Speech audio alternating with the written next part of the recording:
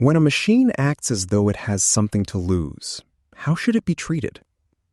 Writing on 2 July 2026, Grigori Guitchounts connects the basement labs of Harvard neuroscience to the silicon architecture of modern AI. The piece moves from a memory of a single lab rat to a proposal for a competence standard, a framework for deciding when a machine warrants moral consideration. It suggests that waiting for a definitive answer on machine consciousness is a mistake. Instead, the focus shifts to observable behavior, asking how a system learns and responds to its environment. It is a pragmatic look at ethical responsibility in the face of irreducible uncertainty. Written by Grigori Guitchounts in Noema, narrated for Arva. Grigori Guitchounts studied biological intelligence as a neuroscientist at Harvard. He now builds and investigates the artificial kind. I was in the final months of my PhD in neuroscience at Harvard when an email arrived from an animal care technician. GRAT 44, one of my lab rats, was sick. The teeth are overgrown and the animal is in poor flesh, the message read. Euthanasia required within 5 days.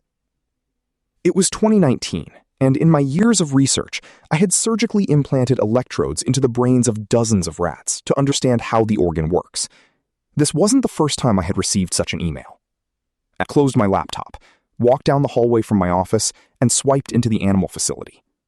Then I took the elevator to the basement and retrieved GRAT 44 from the rack she shared with a dozen others. I had operated on her the previous year, injecting her with a few harmless viruses that made certain groups of neurons light up in Christmas colors. When the experiment ended, she was left to live out her final months. Looking at her in the basement, I wondered, what had this rat actually experienced in her lifetime? Was there something it was like to be her? A subjective inner world? Perhaps even rudimentary thoughts? Or was she a biological machine, processing inputs and generating outputs with no more inner life than my laptop? I had always believed animals shared consciousness with us, but other scientists have raised a good question. How could we really know how any other beings experience the world? This question followed every decision I made about the care, housing, and deaths of my animals. And it was exactly the kind of uncertainty I had dedicated my career to eliminating. I believed that by understanding biological intelligence, neuron by neuron, rat by rat, we would eventually arrive at a mechanistic answer for why we have subjective experience and rocks do not. Truly understanding the brain, I thought, meant being able to build an artificial one. A few years after I finished my degree, OpenAI released ChatGPT. The world tilted. I was shocked that intelligence seemed to emerge from something far simpler than a brain. The model worked by predicting the next word token in vast sequences of text. The assumption I had built my career on suddenly looked wrong. If we weren't going to solve intelligence by reverse engineering the brain, what would that mean for understanding machine consciousness? Researchers have built a new field, mechanistic interpretability, to dissect neural networks.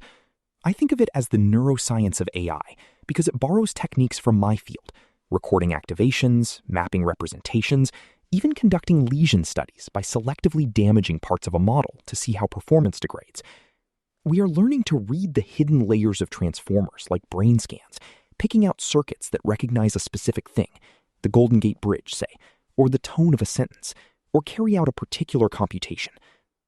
But if neuroscience could never tell us definitively whether the creatures around us subjectively experience the world, how could we know whether the machines we build do?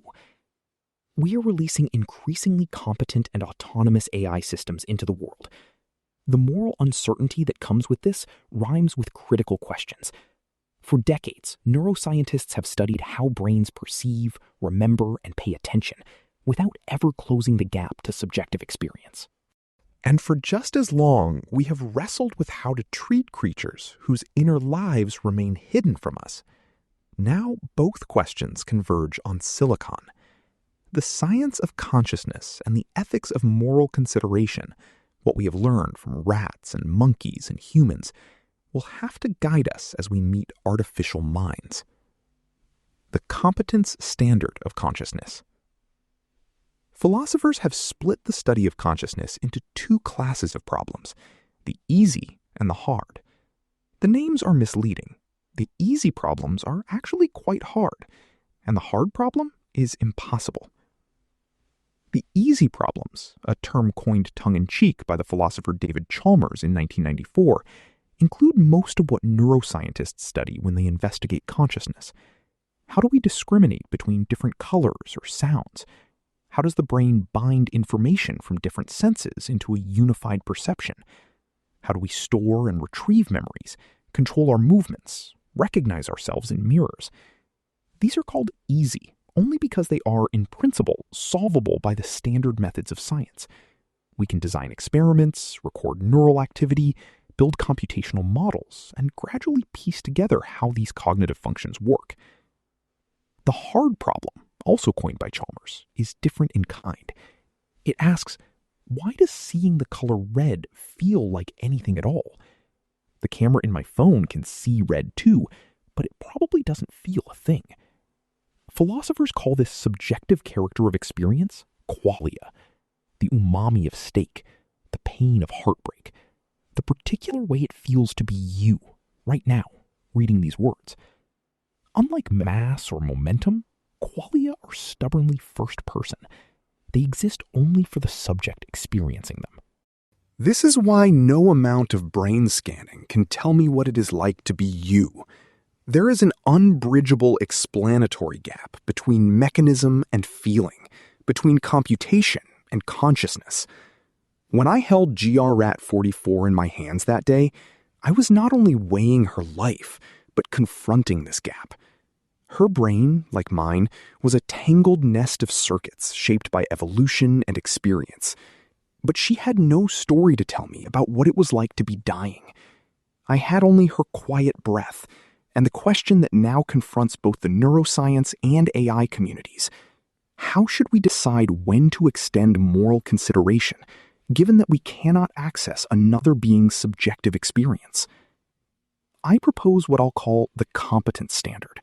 We should treat AI systems as potentially conscious when they show robust competence across the full spectrum of the easy problems of consciousness. The competence standard is not a consciousness detector. Whether an AI system has subjective experience remains unknowable. The competence standard shifts the question from metaphysics to ethics. Instead of asking, is it conscious? We should ask, does it behave in ways that warrant moral consideration? This is a shift in perspective. For biological brains, the easy and hard problems refer to our attempts to understand the neural mechanisms underlying consciousness. We know human brains exhibit consciousness. The challenge is deciphering how biology generates experience. With AI, the easy and hard problems refer to whether a system exhibits these capacities. The question is not how the silicon substrate generates experience, but if it does so at all. The former searches for unverifiable mechanisms, the latter for competence. Not all problems are equal. Some easy problems are already within reach of AI. Others remain hard. The result is a hierarchy. At the base, perceptual discrimination, sensory binding, motor control, memory retrieval. These are capabilities current AI systems already demonstrate impressively. In the middle, attention, working memory, learning from experience, areas where current systems show partial competence. Near the top, persistent goals, emotional dynamics, continuous learning, genuine self-awareness. This is where AI falls short, at least for now. Perhaps the biggest barrier to an AI system that we might consider conscious is that we haven't yet combined all these competencies into a unified whole. Future AI systems will likely close the gaps. Imagine a robot, a wheeled chassis with a camera mounted on a head that can rotate or pitch up and down, whose brain is an LLM that's fine-tuned to operate the chassis and trained to predict what the camera will see when it moves. In that sense, it can predict the consequences of its actions. A day in this robot's life might look like this. It wakes and begins updating its model of the environment. Maybe the office has been rearranged overnight, or a new plant has appeared on the windowsill. The robot notices these changes because its predictive model flags the discrepancies. Throughout the day, it pursues its objectives, maintaining the office, assisting workers, keeping itself charged, and it does so while tracking dozens of contextual factors, adjusting its behavior based on the time and whoever or whatever is in its way. When someone asks it to fetch a soda from the fridge, it anticipates the route, predicts potential obstacles, and models what it will see as it turns each corner. If the refrigerator turns out to be empty, the robot is surprised. A prediction error propagates through its system and triggers a problem-solving plan. The philosopher Peter Godfrey Smith has argued that such predictions might be the basis of a sense of self, that predicting what happens to the world when you initiate a movement may be a precursor to understanding that you are both an agent in the world and distinct from the world. A robot like this would demonstrate competence across most of the easy problems, but we'd still have no way of assessing its subjective experience, or lack thereof. In conditions of irreducible uncertainty, the competence standard suggests we should extend moral consideration, not because we know the system is conscious, but because we can't know it isn't. The competence standard is both pragmatic and precautionary. It is pragmatic because it focuses on observable, measurable capabilities rather than unknowable subjective states. It is precautionary because it errs on the side of moral consideration when uncertainty is high. Given the asymmetric consequences of being wrong, either denying moral status to conscious beings or granting it to unconscious mimics, erring toward consideration is the safer ethical bet. The alternative, waiting for definitive proof of machine consciousness, would leave us paralyzed, unable to act until we solve a problem that has resisted centuries of philosophy and science. The competence standard offers a way forward, a way to act ethically in an age of artificial minds. Expanding the moral circle. I felt concern for GRAT-44 and for the others before her, even as I chose to sacrifice their lives for science. I took it on faith that they could feel, that our shared evolutionary history gave us a roughly similar experience of the world, but I could never prove it. I extended moral consideration, not because I had solved the hard problem for rodents, but because their behavior, their apparent fear, their preference for comfort, their social bonds, was enough. With AI, we lose the comfort of shared evolutionary history. We can't appeal to biological kinship, but we gain something else: the ability to observe, in unprecedented detail, exactly how these systems process information, form representations, and generate behavior. If an AI system shows robust competence across the easy problems, if it perceives, pays attention, remembers, learns, models itself, pursues goals, and responds to its environment in integrated ways, then we face a choice. We could dismiss the system as just computation, confident in our intuition that silicon can't feel. Or we could extend the same uncertain moral consideration we extend to animals, acknowledging that our intuitions about consciousness have been wrong before. Cognitive capacity tracks, however imperfectly, with moral consideration. We don't eat chimpanzees. We do eat chickens and fish. We also eat pigs, even though they are remarkably intelligent. We apply the moral spectrum inconsistently. Beneath it is an implicit logic. We treat intelligence as a proxy for the capacity to suffer. A being that can reflect on its pain, anticipate future pain, or remember past pain arguably suffers more than one that experiences it only in the moment. Awareness intensifies suffering. This is not an objective moral truth. It is a choice humanity has made, explicitly or implicitly, about how to weigh the interests of different minds. There is no theorem that proves cognitive sophistication deserves moral weight, but it is the framework we already use, and extending it to artificial minds is a more coherent approach than pretending the question doesn't arise. There is no apparent threshold, no bright line where moral consideration suddenly kicks in. Moral consideration lives on a continuum. More competence warrants more consideration, in proportion. The history of moral progress is largely a history of expanding the circle of beings we care for. Not long ago, a rat was seen as unworthy of moral consideration. In many places, it still is. We extended the circle not because we solved the hard problem for animals, and certainly not because we fully understand the mechanics of their brains, but because basic neurobiological experimentation showed that rats feel pain, recognize objects, have some sense of self, and can reason about the future.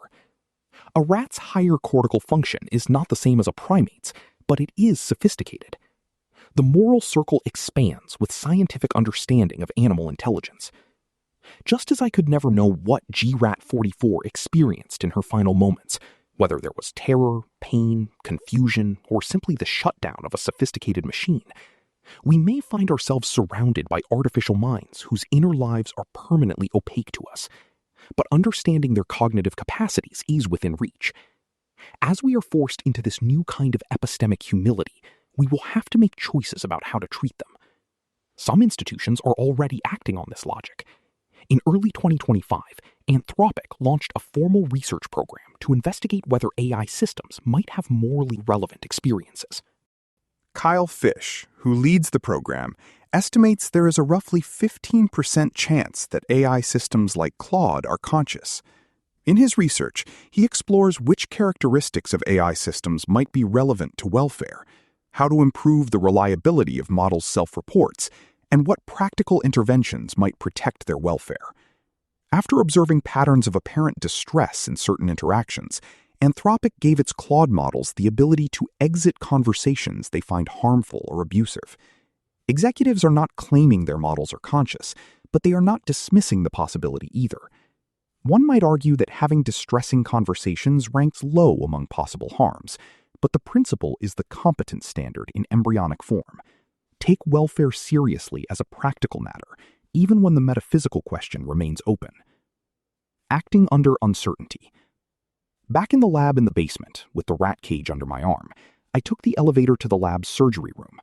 I offered GRAT-44 a few almonds from a baggie of rat snacks, but she was uninterested. Instead, she disappeared into the wood chip bedding, perhaps trying to burrow her way out of the situation, like a wrongfully convicted prisoner digging a tunnel. I picked her up by the tail, supported her belly with my other hand, and gently placed her into a plastic box that served as the anesthesia induction chamber. I turned on the oxygen valve, sealed the lid, and cranked the isoflurane vaporizer, the machine that dispenses the anesthetic gas, to its maximum setting. Within a minute or so, GRAT-44 started wobbling, leaning against one wall of the plastic chamber, then the other. I waited for the anesthetic to penetrate deeper into her tissues. Isoflurane works on the linings of cells all across the brain, but we don't yet know which of its many effects is the one that turns the lights out.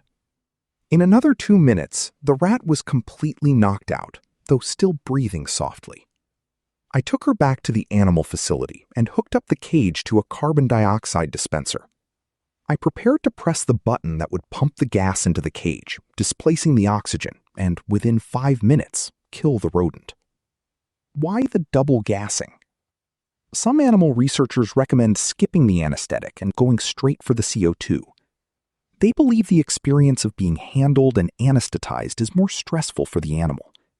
To me, choking to death sounds more stressful.